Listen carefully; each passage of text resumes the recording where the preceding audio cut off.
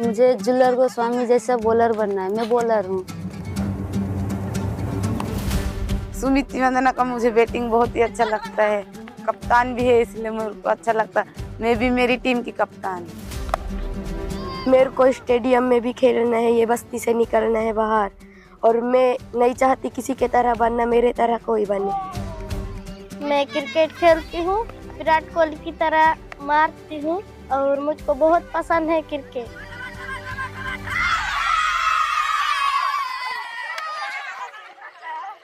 ఈ బాలికలంతా ఏదో ఒక రోజు స్టేడియంలో క్రికెట్ ఆడతామని కలకంటున్నారు. వాళ్ళేమీ పెద్ద పెద్ద క్లబ్ల నుంచి వచ్చిన వాళ్ళు కాదు. వీరంతా ఆదివాసీ తెగ గోండుల పిల్లలు. సిద్ధేశ్వరి ఆదివాసీ గోండు బస్తీ నాగ్పూర్లో ఉంది. కనీస మౌలిక సదుపాయాలు, ఇంట్లో కడుపు నిండా తినడానికి సరిపడా ఆహారం లేని పరిస్థితుల మధ్య వీరు జీవిస్తున్నారు. మా నాన్న కట్టెలు కొట్టి సంపాదించే డబ్బులే మాకు ఆధారం. ఆయన ఏదైనా తెస్తేనే మేము తింటాం, లేకపోతే పస్తు పడుకుంటాం. ఇక్కడ నీళ్లు లేవు, బోర్ ఉంది కానీ నీళ్లు రావు, అది విరిగిపోయింది. మండే ఎండల్లో పక్కనే ఉన్న శేష్ నగర్ వెళ్లి నీళ్లు తెచ్చుకుంటాం. ఇక్కడ టాయిలెట్ కూడా లేదు. మహిళలు రాత్రిపూట ఒంటరిగా బయటకు వెళ్లాలంటే భయపడే పరిస్థితి ఉంది.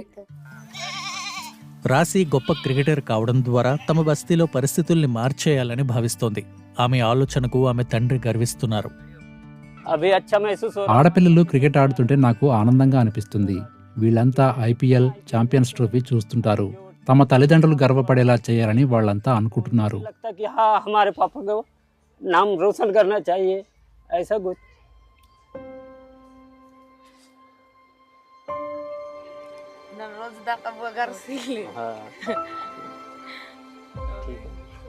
మేము పడిన కష్టాలను మా పిల్లలు పడకూడదు.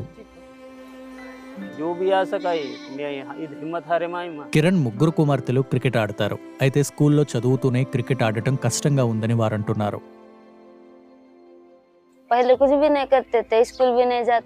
అంతకు ముందు మేం స్కూలుకు వెళ్లేవాళ్లం కాదు. అక్కడ ఇక్కడ తిరుగుతూ ఉండేవాళ్లం, పొగాకు నమిలేవాళ్లం, చెట్లెక్కేవాళ్లం. ఒకరైతే చెట్టు మీద నుంచి మురికి కాలువలో పడ్డారు. జూదం ఆడేవాళ్లం, వీధిలో తిరుగుతూ దొంగతనాలు కూడా చేశాం, చెత్త ఏరేవాళ్లం. ఇప్పుడు అవన్నీ ఆపేశాం, అవేమీ చేయడం లేదు.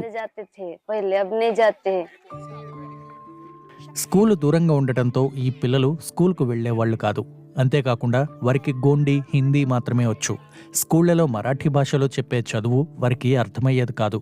అయితే ఇప్పుడు ఈ బాలికలు ఇంగ్లీష్, జపనీస్ పదాలు కూడా మాట్లాడడం మొదలుపెట్టారు. గుడ్ మార్నింగ్, ఓహాయో, గుడ్ నైట్, ఓయాషుమిన్నసాయ్, యు ఆర్ తుమ్ హో.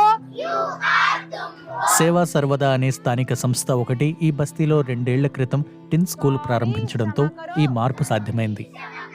Thank you, ధన్యవాద్.